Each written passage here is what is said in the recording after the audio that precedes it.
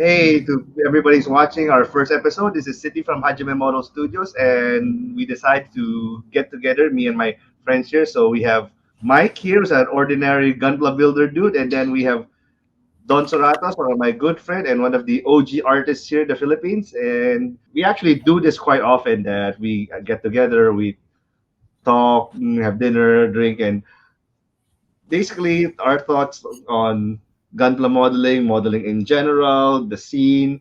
Talk about it every time we see each other. So I thought it would be me and Don actually thought it would be a good idea for other people to listen in case, let's say, you're new to the group and everything. You listen in. With our collective experience, I like to think that you would learn a thing or two by listening to us because we are two-time Philippine GBWC champion, and this year we actually are silver, so we're still in the podium. And Don down here is the you know what? I'll let him tell his story. So Don, take it away. I've been into Gunpla since 2008. I won as world champion back in 2008 and then created my blog the year after, or like a month after, January 2009. It's dc23mecarts.blogspot.com. At some point, I bought a domain like Now he dc23 mech. did. He showed the website here. So this is Don's website. I think it's still active now.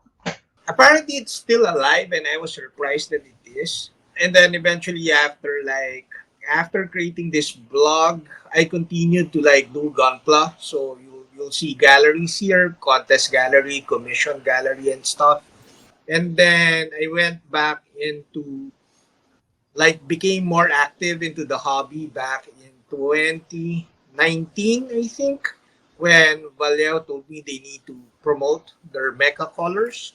So I created the YouTube channel 2019, 2020, and then eventually I realized that it's kind of difficult to produce content with Gunpla at YouTube because you have to sand. There's so many prep work. So I kind of shifted to miniatures 2021 and then fully, like almost fully shifted to miniatures around 2022. And then my daughter, Nico, also created her YouTube channel, but her channel is just Gunpla. Like And there's you're okay, both champions. but it's just Gunpla. It's mostly Gunpla. Like mine as I kind of shifted to miniature painting these days. Now, like I said, and you're both champions, you and your kid. Oh, my daughter Nico joined when she was 8 years old and 11. Both times she got bronze at GBWC, and he went back to doing gunpla and joining competitions back in the same time that she won gold back in 2021 and 2022 under 20 category. That's the same time Hajime won back-to-back golds also. In Yeah, the 2022, 2023, yes. yeah, I think that's the first time we met each other in 2022. yeah, Yeah, when we went to the distributor's office to have our entries taken or taken photos of. yes. That was some fun things. Like I said, Don is one of the people that when you Google Gunpla Philippines or anything that Philippine related to Gundam, his page automatically comes out, and then it, like I said, it might be old and all that, but there's still plenty of tutorials there that you will find very very useful. Yeah, his name is not unfamiliar to me, even though that I've only been into professional, not even professional Gunpla, just Gunpla in general for the last 8 years. Well, it's for the people who think of our pedigrees a bit intimidating because two-time champion, two-time champion, former champion. We also have our friend here, Mike, who is a ordinary dude. Yep, This Mike here, ordinary dude. So normal right Gunpla collector here. dude. Yeah. Hi, I'm Mike. I got into Gunpla. I was in kindergarten. My first kit was a double Zeta, full armor. It wasn't called the Faz then. You had to stick it with glue. The colors were horrible, but the kit was great. It was heavy. It was bulky for the size. And then, of course, as a typical kid, after you go to Gunpla, you dabbled in a little Transformers, Zoids, of course, Lego. The first thing that I remember about Gunpla was when Gundam Wing came out. I was really into that. And Yeah, then me right too. after that, the Gundam Wing fever sort of died, and then Star Wars came back. So I was got back into Star Wars from then to like 2015 ish, and then went back to Gunpla. Then from 2015, it was sort of a regular thing to build and collect till now. Since most of my friends, like both of you, keep telling me, why not? Aside Yeah, from take just it to the building next step. toys, yeah, take it to the basically that's basically it. Us telling you to paint your own kids is actually counterproductive to the both of us because that is basically how we fleece money from you. So if you learn how to paint your own kids, that's less commission for all of us. Oh no, I actually don't believe that. If fortune would favor me, I would definitely love to do business with both of you. Yeah, but you already have a few kids that are on commission with Don's daughter, Nico. Yeah, And one, more, but the more the merrier. If I don't get to see you guys, I'll just look at the future cabinet and see, oh, this was made by Don's daughter, this was made by Nico, this was made by Don, this was made by Hajime. It gives a collector a sense of pride to have works from well-known people in the community. Well, you're the kind of customer that we imagined when I started the studio 3 plus years ago. I said, I just need like 10 mics who will give a kit a month, then we'll be okay. When I started doing okay, the long story short for Hajime is that we and my friend had a prior studio before, lasted all 6 months because he had to go to the province to be a farmer. But that idea stayed with me since our first toy show, and I saw that this is how far evolved the toy market is in the Philippines because I haven't bought toys in 20 plus years because my dad always said stop buying toys or and when are you going to be serious in life. You're not a kid anymore. So and anyway, and I saw that the buying power in the toy show is totally something else, and then Oh yes, not just definitely. Transformers. So you see people who are A lot back of then things, with Dragon Ball, yeah Warhammer, everything. all sorts of stuff. I figured that if then they of course they have Gundam model kits there, they have Tamiya model kits, they have World War II kits, and all these things. Like I cannot possibly be the only one who wants stuff made for me because I have neither the time, skill, or money. So yeah, I'm sure there's more of me around. Ever since I was around. I mean, there are some people that can like afford to get the kit and build it, but it's another thing to make it display worthy. I mean, of course you can paint it, but not as good as someone with the right tools and the right skills, Well, if we're talking about pedigree, stuff we like that. have the Stratos family down there. So Oh this yeah. is the most pedigreed family I've ever seen. That everybody's an artist, from the dad to the three kids. I mean, I might be Gundam champion, but I cannot draw for my life. I cannot draw a straight face. The only thing I can draw is a stick figure. So I don't know how this family does it. That you're able to breed kids that the talent gets passed along. So what's the secret sauce? Oh yes. Do tell us, Donna. How do you I do don't, it? Yeah. I'm we're Do you have curious here. special protein shake? I don't know, with the kids, they kind of like maybe they saw me a lot doing the artsy stuff. Okay. Like, saw me draw when they were growing up. They saw me paint. They saw me do Gunpla. Hmm. 2008. So Basti was like 1 year old. Sam was like 2. Nico was like 4 years old. So Oh. they grew up seeing me do Gunpla, like do dioramas. The kids would huddle around and help me put glue and tops and rocks and pebbles on the diorama. So they grew up helping me with whatever craft I'm doing. And when I resigned from like the TV network, I used to work for a TV network. I resigned. I immediately shifted to illustrations. Like Nico kind of helped me with some of the drawings, and then I would render them. By render, I would color and do ink, but the pencils would be from Nico and even Sam.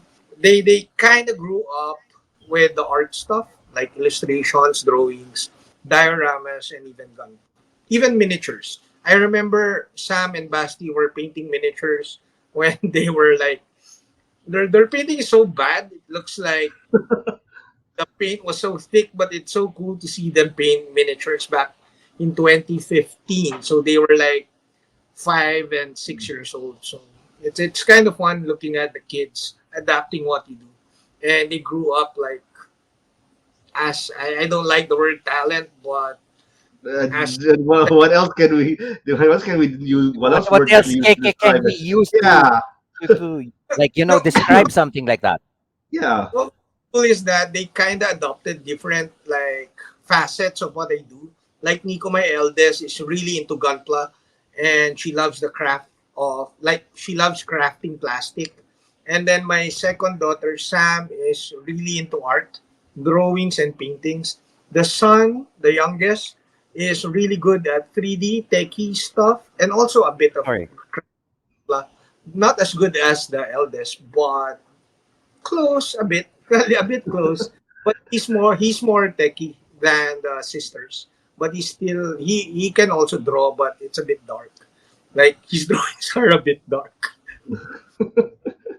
Well, Don, you're the only legit artist that I know that kind of makes a living out of it. I'm not counting the artists that I know who really do canvas and sculptures or not, because those are rich kids that's their only their hobby, and if That's they a don't sell different any thing. art, it's fine with them. So you are the only, and in terms of non-traditional art, you are the kind of thing. You're the only one that I know that does this full time, and you do it for a living. That you are able to feed your family of five with this and live comfortably.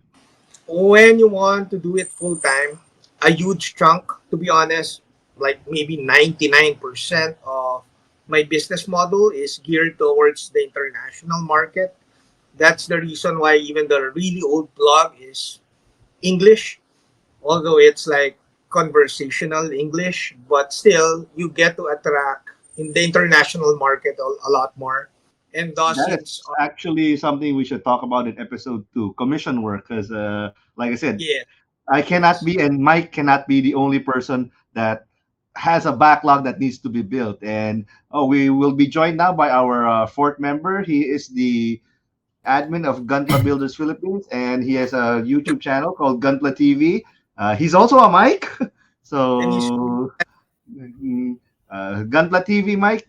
We've already pretty much introduced ourselves, told the viewers our story. It's now your turn.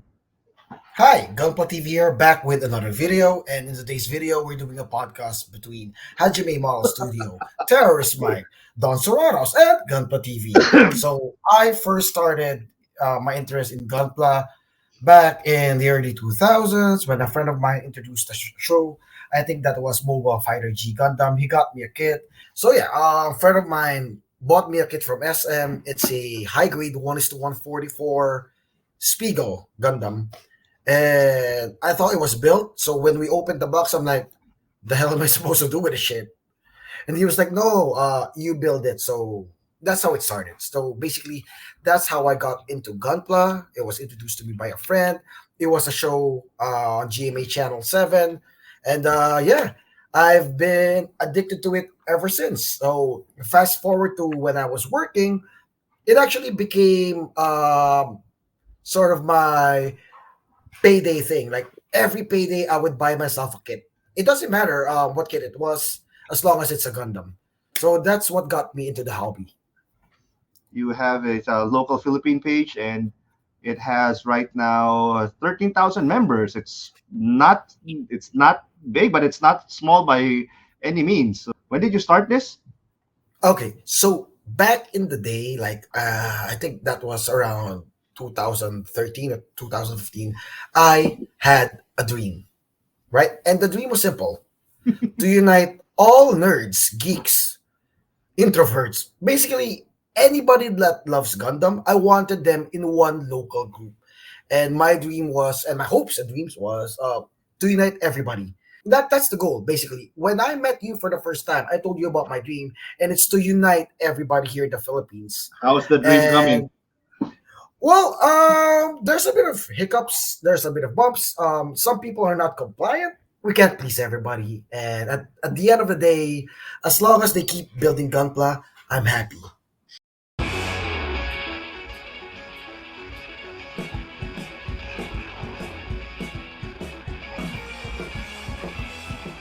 That will be a very very good future episode that we talk about haters and the other Oh, mean nasty persons in the hobby. So that is mm, definitely one future episode. And to everybody who's listening now, if there are topics that you want us to discuss, you can post it in the comments below in our YouTube, and then we have our respective Facebook pages each. So of course I have a Facebook page for Hajime Mall Studios. I also have a YouTube channel. Don has his own Facebook, Instagram, TikTok, and what? How many? blog, one of the oldest How blogs. many are you in all of them? X threads, yes, all of them. That's the thing. Also, I don't know how it is here in the Philippines. Facebook is still king. Instagram is, I think, mostly because when I see in the groups that I join, follow me on my Insta, follow me on that. I personally don't see how is it much better than Facebook, except you just scroll its picture, picture, picture. Somebody explained this to me on why is Instagram better than Facebook for these things. Instagram started as an artist like platform, like it's like a gallery. So you post pictures there. Although through Oh, the that's years, why it looks nice. the past couple of years, they're more focused on videos though. You I know mostly go. Instagram is for beauty products and stuff. Well, I do a lot of research for Gundam builds on Pinterest and color schemes actually. So My daughter. yeah, Pinterest and what's the other one? Deviant Artist one. Oh, DeviantArt Deviant are Art old is school, man. it's a That's old free school. website. Okay, then people will know how pretty much how old we all are. So, Yeah. Well, and luckily for our viewers, I'm like 10 years younger than them. So looks really, like like back in the day, we didn't have Facebook, or Facebook wasn't that popular. So people had these different groups, different platforms where they fight about which Gundam is better, which painting Yes. method is better, and all that. But again, when I created my group, I meant to unite. But Don has a lot of experience. I mean, his blog is still alive. That old DC23 blog is still alive, right? Yeah, I was surprised it's still alive. Because Photo Bucket keeps on emailing me to pay. I'm not paying. Here's a pro tip. what? Pro tip. Yeah. Here's a pro Photo tip for anybody who's watching.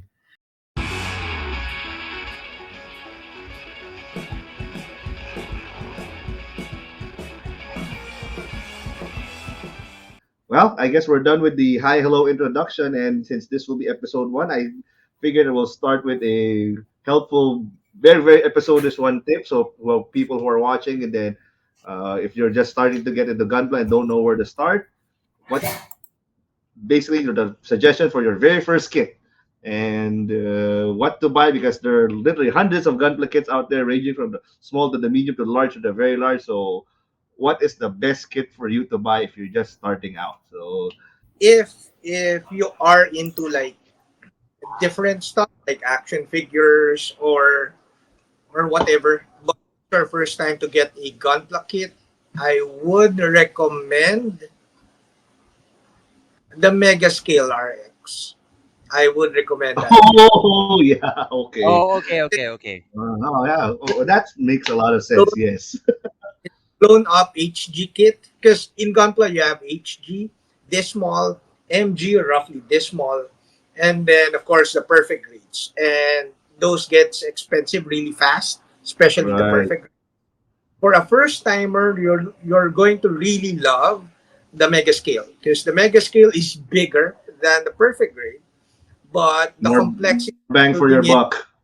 the basic HG kits. And it's a perfect display piece because the color separation is pretty good already. And you could like get a marker. The markers, the Gundam markers will work because the panel lines are thick. So unlike when you can't use the Gundam markers with RG or HG because the panel lines are really thin. With the mega scale, the Gundam markers will really work on that scale. So Yeah, that but I is the perfect kit for a first timer.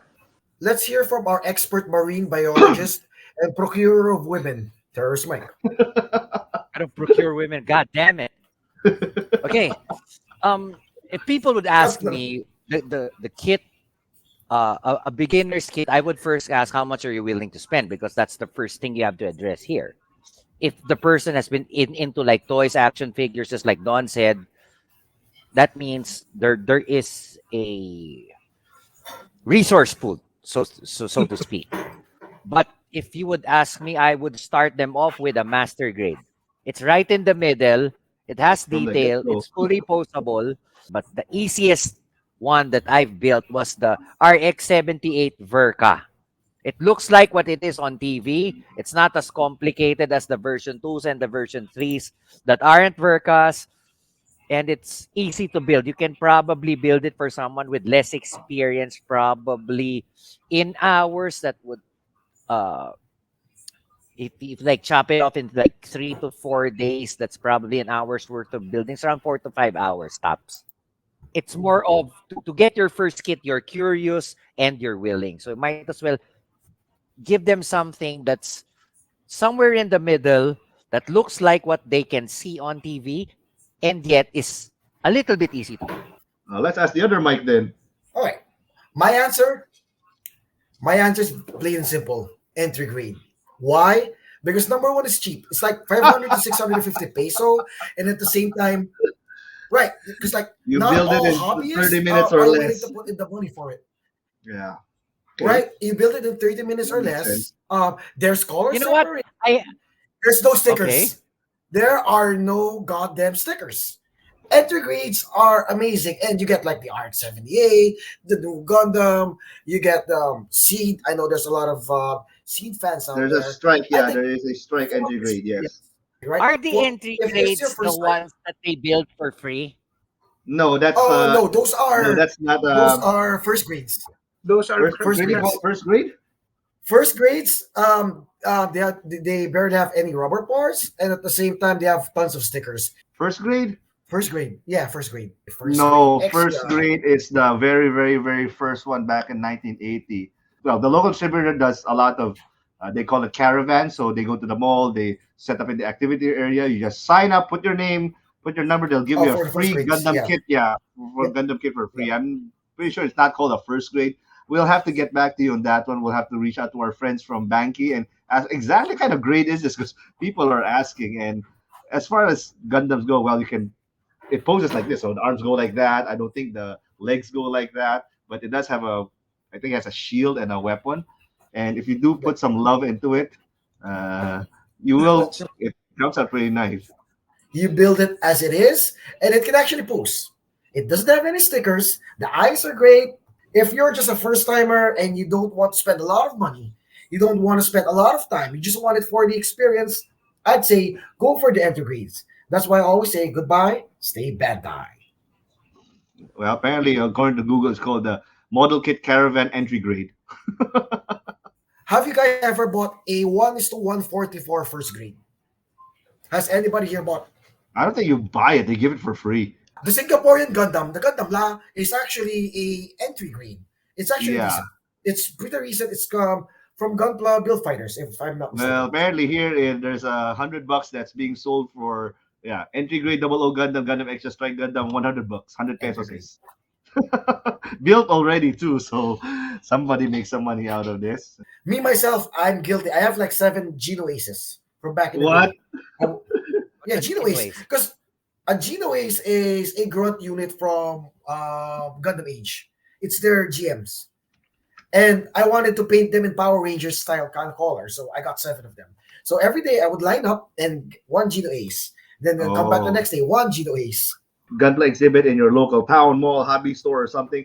They pretty much give away the kit. You go there, sign it up, and you walk away with a Gundam about that big. So I guess that's the easiest and most economical way because it's free. There you Gundam go. is a that's an 40 eight. plus that's a 40 plus year franchise and not everybody has the time to watch all of this stuff. So some of the newer ones that I know are they watch Witch from Mercury. So that's the only Gundam that they know. Which, And yeah, that's the only thing that they know. And then if you see it, you like it, you go buy it. That's it. right. Don't mess with the other Watch Gundams anymore all that you the don't know. kids. Just buy whatever you see on TV, which is pretty much what's happening right now. Every new anime, you come up with new figures, and then Chainsaw Man, I like that, so I'll buy one of those. That's pretty much it. Yeah, agreed, agreed. You buy what you watch or whatever you like. Yeah. I think the worst thing to do is to ask a seasoned Gunpla builder for somebody who's new, what should I buy? Oh no, they will not give you A one answer. Zombie They'll fur give you call. like 10 answers, and then it will not end for 1 hour. It'll I be would a like to add 3 hour this to my conversation. to like my answer earlier. It's always best if you get a villain and a hero right from off the bat. When you, after you build it, you already have a decent display just right there. Like GI Joes. So Here's a funny thing that was mentioned to me last night by the wife. She said that there's a new Netflix Gundam show. I said, okay, yeah, I watched it, and how is it? It's good. Nothing more, nothing less. No interest at all to watch it with me. But that goes to the crux of it. So again, how to watch Gundam and what do you watch? It depends on what appeals to you. So there's even we watch it together. Modeling per se in general is a male hobby. There's no dice about it. There are women, yes, oh, definitely, and we want more of them. The same way that when you go to I want to say I the want car more of them, but yeah. industry, the car industry is male dominated, and in Don's case, there's well, Don, in your neck of the woods, there are female miniature painters, so it's not a totally male dominated hobby because I see quite a few. No, not quite a few. A lot. Definitely a lot more miniature female painters on YouTube than Gunpla female painters. I think it's the theme. Like miniatures can be fantasy, and women can like be attracted to fantasy characters like elves and fairies and even dragons once in a while. So unlike Gundam, which is robots, it's really Our rare genre. a girl to like a robot. Hmm. Unlike her, my daughter who likes robots so much. I don't know why. It's really rare to see ladies like robots. So that's kind of like the nature of the hobby. Unlike Hmm. miniatures, it's like the characters are can be attractive to women. So So that's probably why. It's not a wholly Japanese production. It is written by a white dude. So, and the white dude Hmm. seems to know his Universal Century lore. And there's a lot of little Easter eggs and throwbacks that if you didn't watch a lot of Gundam shows, you would not pick up on where this scene was done. This scene was not copy, but this was reference to this scene. This was inspired by this scene from this show, and so and so. Yeah, first I think it is not the live action Gundam, not yet, but it is as close as we can get, and it is a love letter to all the Universal Century fans for this one. So I think it was very well done. A lot of people dislike the CG. I don't care too much about that. I just want to see realistic Unreal robots Engine is get pretty it much out. decent, so it's Yeah, it's nice. decent enough, and it's a six And episode like show. So if like somebody would like to want to recreate the scene, it wouldn't be that hard. With Requiem for Vengeance, I mean Netflix is very notorious for wokeism. Sure, there's a bit of it, but not too much. So would I be excited to see season two? Yeah, maybe, but I mainly watch it because of the graphics. Again, the engine yeah. that they use is amazing. I just want to see Gundams beating the shit out of those space toys.